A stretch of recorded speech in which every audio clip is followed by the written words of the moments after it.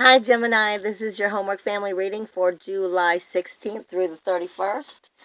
Just to make sure I got everything going good. I know it can ring a little bit loud, so I'm going to make it quick.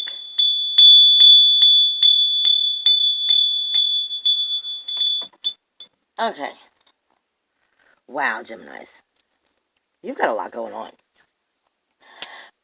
Yeah, you've got a lot going on. First off, I'm being told to tell you, yeah, nobody's perfect. It's that simple. Nobody is perfect. And stop trying to be perfect. Because nobody's perfect. Um, with that being said, some of that coulda, shoulda, woulda, and stubborn inflexibility of the paranoia of the coulda, shoulda, woulda, you gotta throw that shit out the door. Because I'm feeling like you're trying to be perfect or you're trying to be just so. And they're giving me a lot of the coulda, shoulda, wouldas at the same time, like you're beating yourself up at it and trying to figure it out. And then it's causing you some stubborn inflexibility. And more or less, I feel like you just need to be throwing that shit out because I feel like what I'm supposed to be saying is nobody's perfect.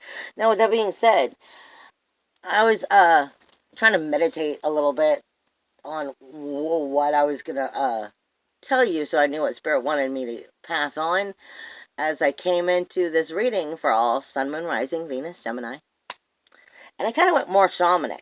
So I'm just gonna go with it. Instead of fight it. If there's time for cards, then I'll add some cards. But really, it went more shamanic. Like, I was just starting to get different information. So I'm going with what I'm being given. First off, for whatever reason, I have this one, you can't really see the book, but it's called, what is it called? It's the Sacred Path cards.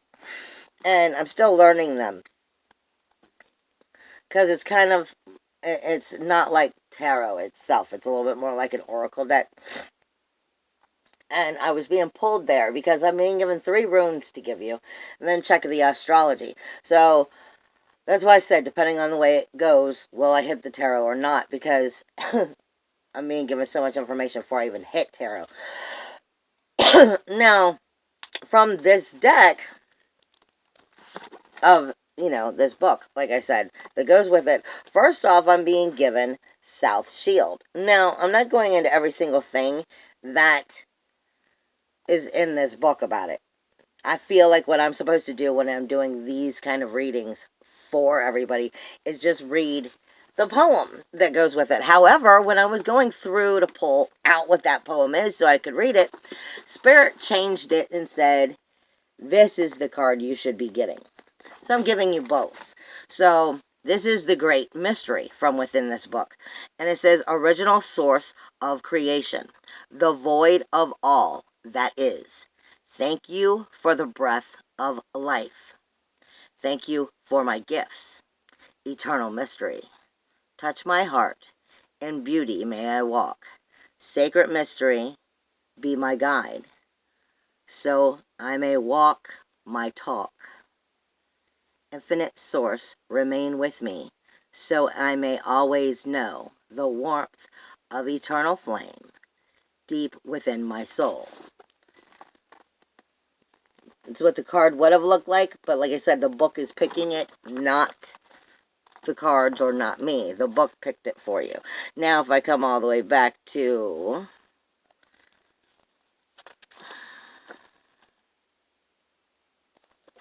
Yes, no? Are you picking another one? Alright, this one did come up, but I kept with ninth. Like I said, they're just giving me different information in a different way for you. They're also giving me standing people, which is what this looks like. And it did come up in the pre-shuffle because I was sent to that deck. But the South Shield came up as the strongest, so I kept it. But they're saying, no, you give them this now. So standing people is also sacred tree of life, the root of every tree. Thank you for giving the gifts you give to me. The standing people. From you I will learn to keep my roots well planted, yet reach for grandfather's son. Teach me to bend till I come full circle. each reflection as my friend. There's a reason why you're being given these poems. Search within you. Go back and listen to them, or meditate on them. There's a reason why Spirit is giving you these poems at this time, because this deck doesn't come out very often. And I don't like to use it in a general reading because it's very deep and it goes with a lot of different stuff. Where am I looking for? South Shield. 95.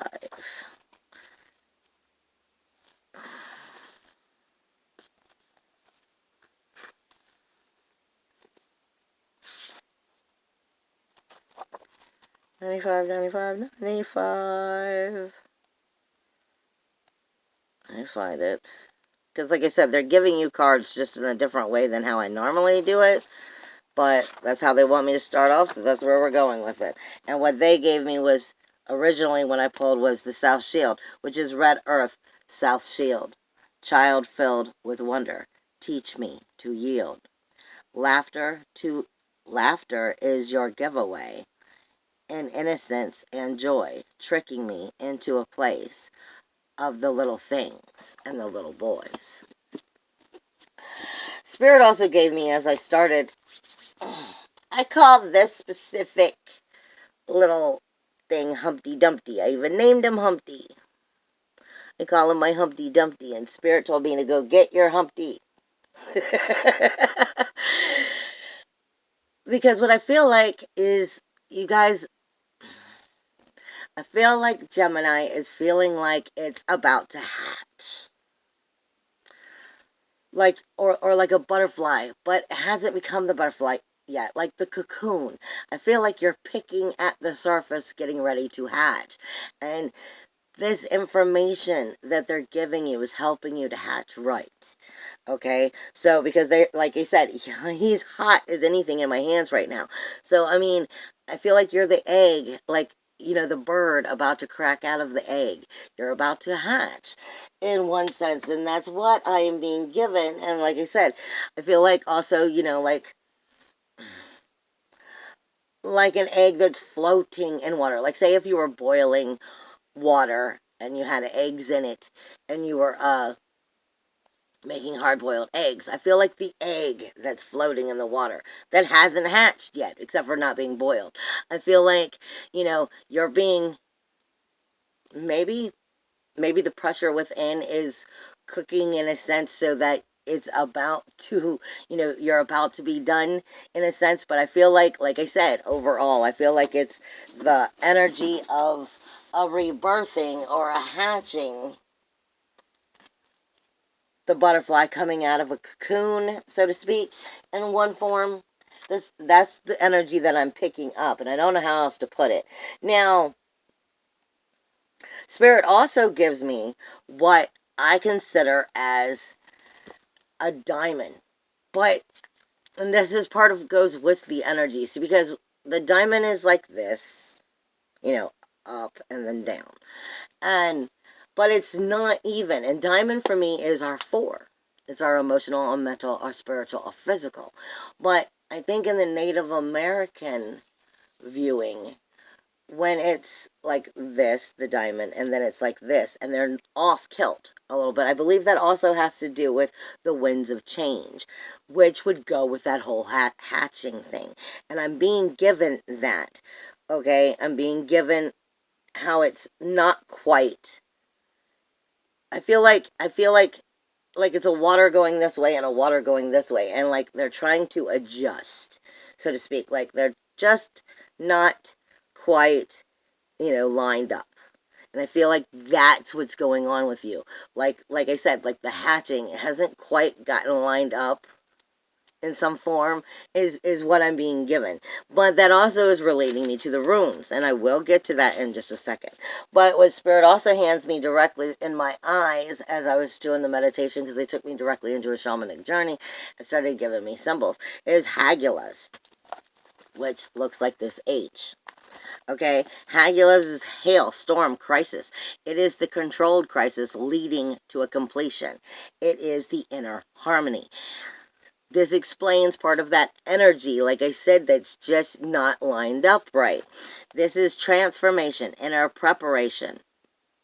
It's indicates hidden events from the past that need to be disclosed. It can show a coming of crisis that will lead to one's, ever life-changing situation. It can also reveal long-term patterns and the means of the change, of how to create that change, bringing better people, better gifts of power to you. It indicates the principle of transportation through the transformation through the very crisis of inner self-order. Change coming from outside of the realm, but it is the cosmic seed. It is reshaping the present according to the highest ideal. It is hidden issues of past, though, that must be dealt with. Control of elements and control of runecraft in general. Change through primal energy. It is also the ruin mother of frost and fire. So, like I said, it's a controlled crisis leading you to a higher elevated self with harmony afterwards. And like I said, I feel like it's a hatching, it's a rebirthing.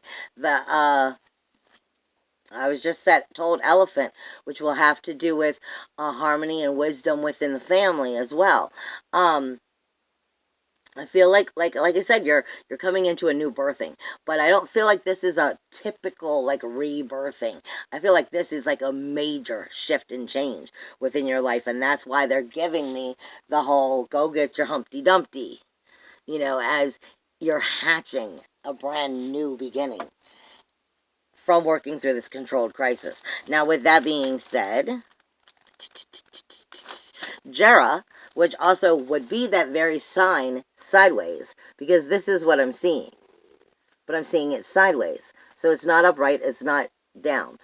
It's, if you put it together, it becomes the diamond. So I'm going to Jera. Jera is the year, the harvest, the season. It is earlier efforts being realized. It is the promise to the very success, timing, natural cycles, waiting for the proper results.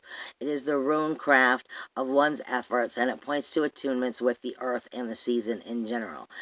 It shows the presence of someone who's working with the land or with the environment. It is cycle of seasons. Organic and natural also are part of its process. The harvest, the patience, the timing, reward for the efforts, debts being paid back, cycle of life, return of energy, the outward cycle from beginning to end, putting energy into the external, the relationship of the environment. So Jera for me is, it mainly speaks to me of timing and the returning of energy. Now, Jera in astrology is sacrifice and commitment, because it's also Yera, which I always am fighting with Hill Hippie on Otherland Dreams about, but on how to pronounce it. So, but it also stands for sacrifice and commitment, along with the proper cycles and timing to make it happen. So that's really speaking to you of divine timing. And what they leave me with last, shamanically, is Othala, which looks like this. Othala is ancestral. It is property. It is heritage. It is homeland. It is the world of nations itself, and it is earth. It is what truly is important to you, and increasing the abundance of that. It indicates the importance of the big issues and structured change in the approach of how to make that happen. In a larger picture of it, I always say all the time, let me see. Like you can see this right here. It's the frame on the wall. When you look at something, you first only see the frame. You only see the idea. Well, look past this. There's a whole damn wall here. Why are you only looking at the picture in the frame? You're only seeing a small part of the picture. Look at the whole wall. So this is Othala is speaking to you of look outside your window and look at the world. Look at the big picture. No more small pictures. Look at the whole thing. Gather it all is what they're saying. It is the whole family, the society, the nation in one form. It is the ruin of sacred space. It is the burial mound. I'm going to explain this in a different way in just a moment. This is just all the information that comes from the book. It is the principle of homeland, the heritage, wealth, inherited property and power. It is the nation and the community, the social unit of the family, clan, and the tribe itself within the social boundaries. It is seeing the larger picture, being the true leader. It is base support for powerful alliance, freedom, and freedom burn of security. Let me help you also understand the way I explain Othala a lot. I'm running out of room up there. Othala is this. You can't get away from this. You can't be taken away from the home that is you. This is what I say all the time. You can't get away from you. Only way you lose you and the power of you is if you accidentally gave it away. And if that's the case, go reclaim your crown. Go reclaim you. Or in this case, maybe the Humpty Dumpty effect is happening, and it's not even that you're reclaiming you. You're finding you and rebirthing you. And that's pretty much what I'm being given. Now, when I get into astrology, you are ruled by Mercury and you are ruled by the Polaris star. This is the way I'm being told it anymore.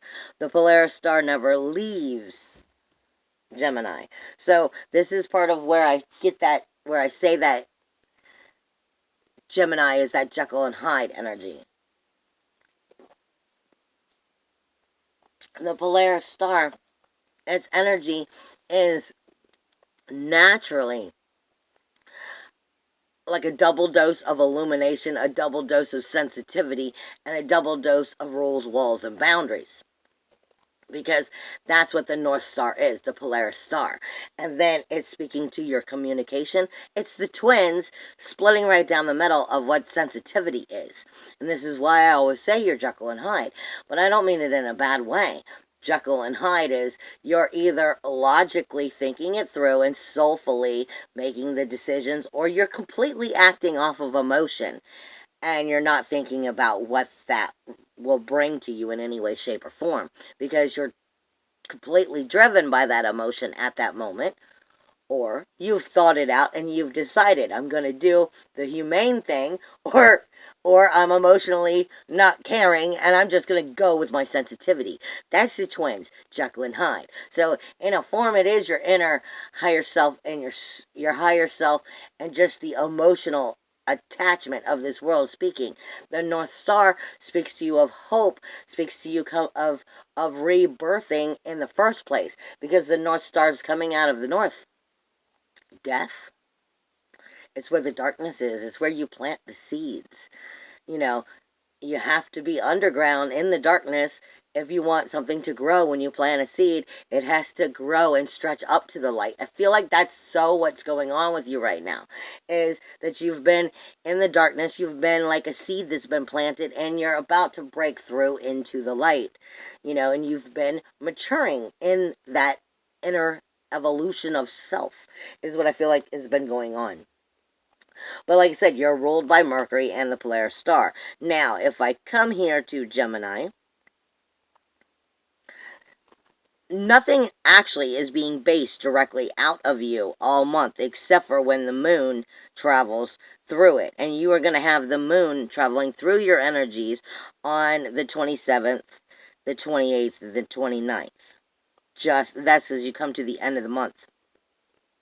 So there'll probably be extra sensitive days for you in general. But I feel like there's a reason why I'm being pulled here to you guys first. Because typically they want the energies that are most powerful dealing with what's going on in astrology to come out first. And I'm not fully understanding it, but I'm just going with it. Now, on the 16th, we have the lunar eclipse, which is taking place in Capricorn. You also have Sirius, not Sirius, Sirius, which is going direct and moving closer to Sagittarius. This is a Tuesday. Lunar eclipse, full moon, 16th, Capricorn. Mercury goes retrograde, but back into Cancer on the 19th, which is a Friday. So it will be leaving Leo, crossing over Mars, and actually jumping back into Cancer on the 19th. The Sun enters Leo on the 22nd, and Venus enters Leo on the 27th. Mercury comes out of retrograde on the 31st, which is another new moon, and it's in a void, of course, from Cancer and into Leo. So I'm giving you those energies of what's happening right down the board. And I have a very powerful day on the 27th in general.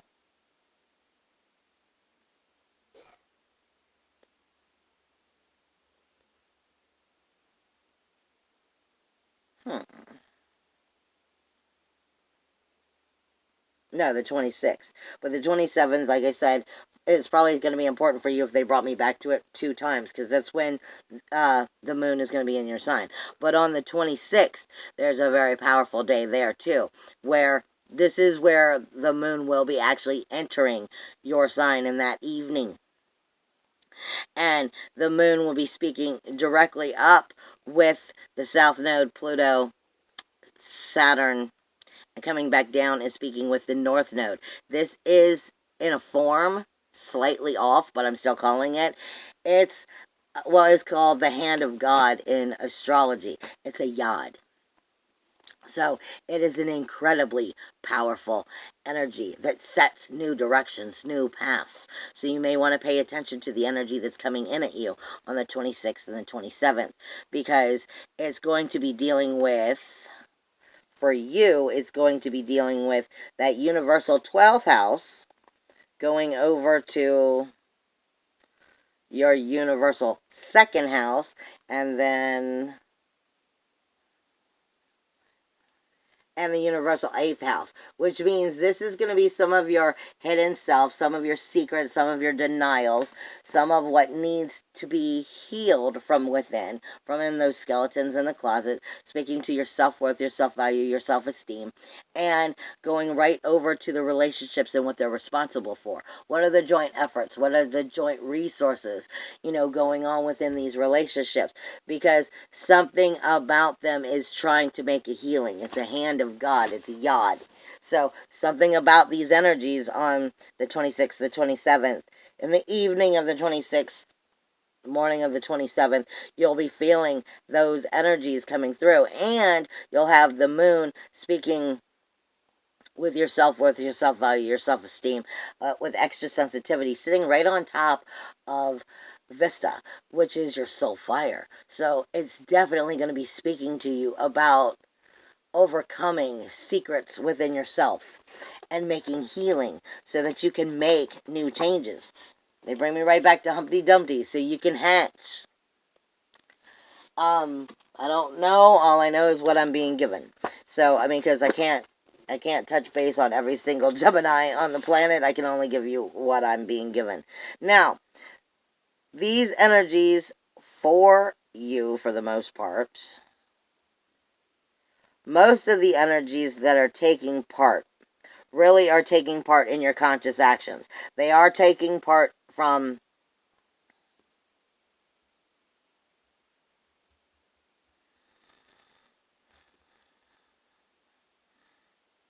that 8th house to that 12th house, which is going to be speaking to you of, the relationships. What are the responsibilities within these relationships? Your joint efforts, your joint finances. Are they rebirthing? Are they healing? Are they transforming in positive ways that are serving you in a joint form? What are the rules within them? Are the rules being upheld by both you and the other people? And speaking to you of coming into your ninth house of your philosophy, your religion, your higher education, your higher learning, your ethics, your morals, your spiritual urges. But it's also speaking to you of your psychic energies in general and where that takes you. Then it's speaking to your outer community, your honor, your prestige, your professional career, your responsibilities and authority within those outer communities. Are you the one with responsibilities and the authority, and are you doing a good job with it, or are the responsibilities not serving you and the authority not serving you? Is part of the question here. The community is speaking to you about your larger friends, your groups, your wishes, your goals, your memberships, your dreams, and actually working with that versus that universal 12th house and the universal first house for you of your hidden self, your unconscious mind, your karmic debts, your self-deception, your self-undoing, your bad habits, like your bad addictions, habits, attachments that you've allowed to just, and when I say about addictions and habits, I mean things that we've, like our everyday mundane tasks that we've made part of our life that aren't really necessarily serving us anymore. Sometimes that's our diet. Sometimes that's, our routine. Parts of our routine is bad, but this is also dealing with, government situations, suicide situations, grief, sorrow, and your inner secrets. And how is that dealing with your self-awareness, your physical body, your personality, appearance, your ID, your image for yourself, as well as the image of how everybody else sees you? This is all speaking of what is these conscious actions, what is visible to the rest of the world, your self-motivated action, and your self-assertiveness in these other relationships as well as with yourself. It's your extroverted energy dealing with your top priorities of what's responsible. So you're dealing with everything from the descendant to the ascendant side of that outer consciousness, more or less. Now, the thing is, your second house is not getting along. Your second house is not getting along with that universal 8th house, which is, like I said, the roles or responsibilities, the joint efforts within these relationships, because it's fighting your self-worth, your self-value, your self-esteem, it's what I say, it's your pursuit of value. What do you value? What's valuable in your life? Yourself, your self-worth, your self-esteem. But it's also how you create and spend your money, which is also typically ruled by Libra. So, like I said, this is speaking to this energy in Cancer, which is over emotional right now, because you have all of these energies going on. You have the solar eclipse, the lunar eclipse, and then you've got a new moon coming back, which is going to take part in Cancer and in Leo. So I mean, these energies have been going full circle from the outer world back to your self-worth, self-value, self-esteem. Outer community of what these relationships are coming back. The question is here, what is it that's not changing within these relationships? What is it within the relationships that's not serving you anymore, but you just keep staying steady with the same old thing because something about it is trying to beat itself into your head and help you rebirth about really truly living, believing in yourself, hatching your self-worth, your self-value, your self-esteem. And what is it that you're denying yourself is what I feel like is really being said, because these energies are leading us into the energy of August, where you're going to have a major illumination, and the closer you are set right with yourself right now, the easier it's going to be for you to get to that illumination next month. And like I said, you've gone from the eclipse taking place in your universal second house, self-worth, self-value, self-esteem, to the relationships, and then it's going to work its all the way back by the end of end of July, to that self-worth, self-value, self-esteem. And I feel like that's the most important thing for you to acknowledge right now. But that very conversation is also speaking with The way that they're showing me would be the cusp. So let me see. Wait.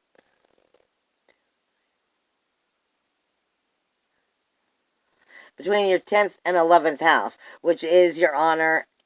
Like I said, it's speaking to you also about your jobs, your prestige, your professional career.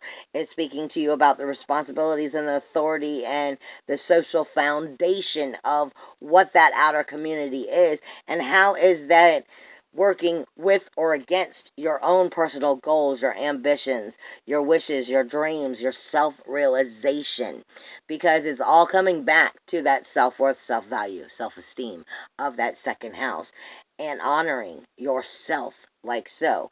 And how are you making that work for or against you? Don't forget, you also have here in this house right now, you have Neptune, which is in retrograde. You have Chiron, which is in retrograde. So this is the wounded healer trying to actually go back and go, where did I not maybe set these cycles up right so I can fix it and reset it up? And then it's also speaking to your Neptune of how you create your magic. And like I said, a lot of this energy is speaking of that sacral chakra. I feel over and over again like what I'm supposed to be telling everybody is be shameless with who and what you are. Be shameless with your inner truths right now, because that's the only way you're going to find your inner truth, is to be shameless about figuring out what you thought you were shameless over and what was, where that was wrong, more or less, is what I feel like that is coming in. So that you can rehatch, rebirth, become the butterfly, get out of the cocoon. That's what I feel like this energy is all about for you. Alright, what does Gemini need to hear? Gemini, considering you're not going with tarot at all for Gemini, which is fine.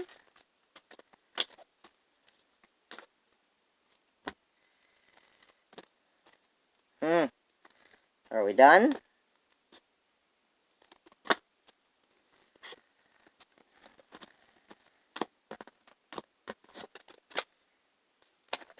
Your ancestors, dig in deep.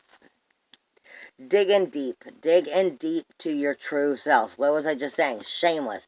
Dig into yourself. This isn't even digging into your 12th house. This is digging into your meditation, to the truth and the depths of what you are. Shameless about figuring out who and what you are so that you can be who and what you are. You meditate, go in deep, and realize that part of you is simply part of the ancestor soul that you already was, that's returning, and who you've always been. But you have to find her or him and really connect with that, because you're releasing what's not serving you. You're releasing what's not serving you. This is the equinox here, but this is coming to, I feel like this is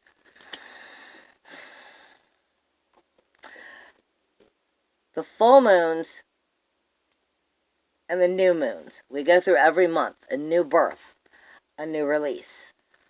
You know, a birth, a release, a birth, a release, a birth, a release, and reshaping it. Everything is brought to attention so that it can be let go of, so that you can figure out how to reshape it right. Well, the eclipses are like, what did the full moons and the new moons miss?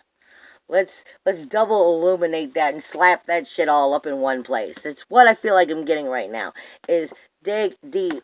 Find out all of that that's been missed. Really go in. What's not helping you anymore? This is rebirthing, because you're finding purification. Rain, cleansing, purification. Washing it away. Because shape-shifting is the next thing. You can be anything you want. You can be anything you want. You can take yourself anywhere you want to. But it feels like you're going through a specific time on purpose, you know, universally, of what's helping you to shift. More or less. You're going through a really deep-seated shifting situation, which is going to be helping you to really illuminate yourself in the future. Just right now, it feels a little bit off. Because, I mean, this way I'm getting is it feels a little bit off as you're trying to, work through that energy. Then I am being given the Two of Wands, which is hope, wonder, new beginnings. Like I said, the shape shifting was the last part. Fresh adventures, adventures of the unknown, desire and beauty.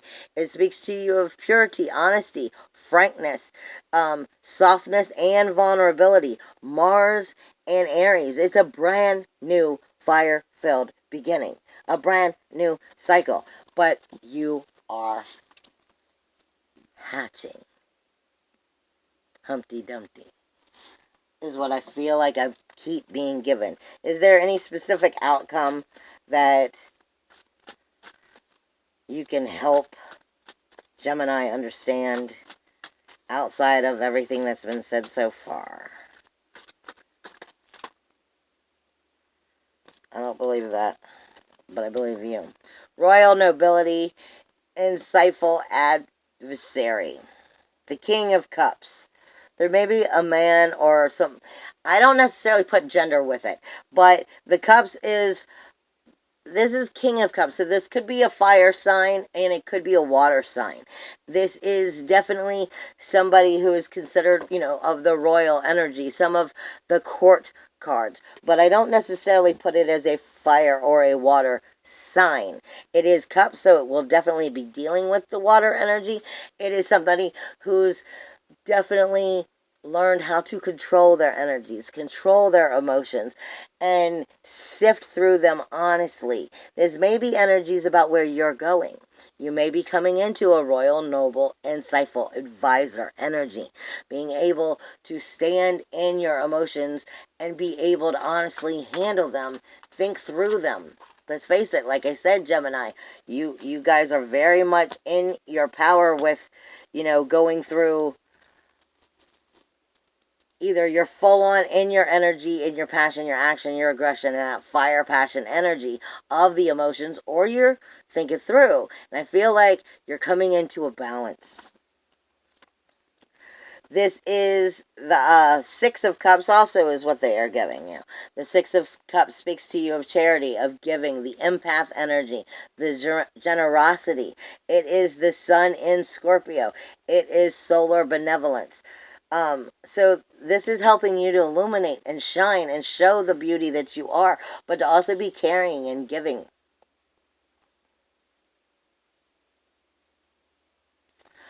And, I mean, let's look at this. You've got the 8, the circle's the circle,